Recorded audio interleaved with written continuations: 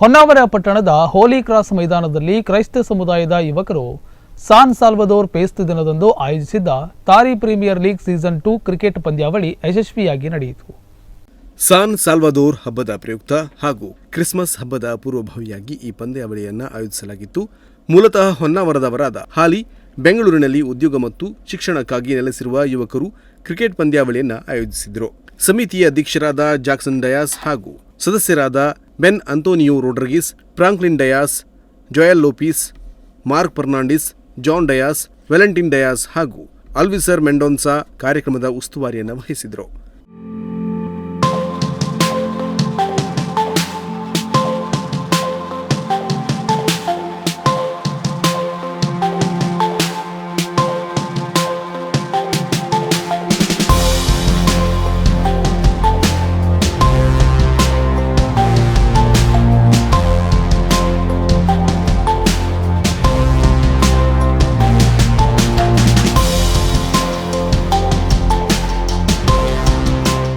ಈ ಪಂದ್ಯಾವಳಿಯು ಕ್ರಿಕೆಟ್ ಉತ್ಸಾಹಿಗಳನ್ನು ಆಕರ್ಷಿಸುವುದಲ್ಲದೆ ಕ್ರೀಡಾ ಮನೋಭಾವವನ್ನು ಮತ್ತು ಹಬ್ಬದ ಮೆರುಗನ್ನು ಹೆಚ್ಚಿಸಿತು. ಪಂದ್ಯಾವಳಿಗೆ ಸಾನ್ ಸಾಲ್ವಾದೋರ್ ಚರ್ಚ್ ಪ್ಯಾರಿಸ್ ಧರ್ಮಗುರುಗಳಾದ ಫಾದರ್ ಸಾಲ್ವಾದೋರ್ ಗೊನ್ಸಾಲ್ವಿಸ್ ಚಾಲನೆ ನೀಡಿದರು. ಭಾಗವಹಿಸುವ ಆಟಗಾರರಿಗೆ ಜರ್ಸಿ ಟಿ ಶರ್ಟ್ಗಳನ್ನು ವಿತರಿಸಿ ಪಂದ್ಯಾವಳಿಗೆ ಅವಶ್ಯಕವಾದ ಸಮರ್ಪಣಾ ಮನೋಭಾವ ಮತ್ತು ತಂಡದ ಕಾರ್ಯದ ಮಹತ್ವವನ್ನು ಒತ್ತಿ ಹೇಳಿದರು.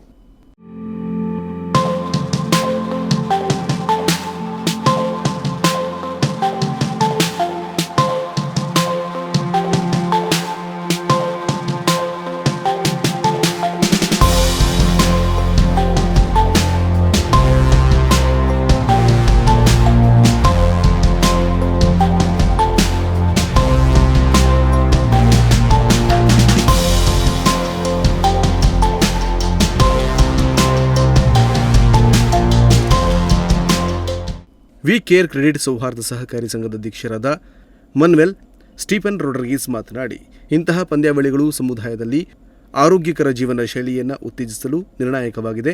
ಆಟಗಾರರು ಮತ್ತು ಪ್ರೇಕ್ಷಕರನ್ನು ಒಟ್ಟುಗೂಡಿಸುವಲ್ಲಿ ಪ್ರಮುಖ ಅಂಶವಾಗಿ ನೆನಪಿನಲ್ಲಿ ಉಳಿಯುತ್ತದೆ ಎಂದು ಹೇಳಿದರು. ಇನ್ಫಿನಿಟಿ ಸ್ಟ್ರೈಕರ್ಸ್ ತಂಡದವರು ಟ್ರೋಫಿಯನ್ನು ಮುಡಿಗೇರಿಸಿಕೊಂಡು ಚಾಂಪಿಯನ್ ಆಗಿ ಹೊರಹೊಮ್ಮಿದರು.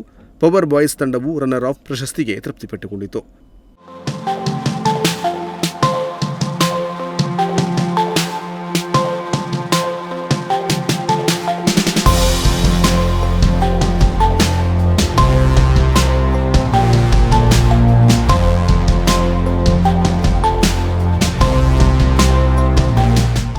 ಈ ವೇಳೆ ಕ್ರೈಸ್ತ ಬಾಂಧವರು ಹಾಗೂ ವಿವಿಧ ತಂಡದ ಆಟಗಾರರು ಉಪಸ್ಥಿತರಿದ್ದರು. ನಾಗರಾಜ ನಾಯ್ಕ್, ನುಡಿಸಿರಿ ನ್ಯೂಸ್, ಹೊನ್ನಾವರ.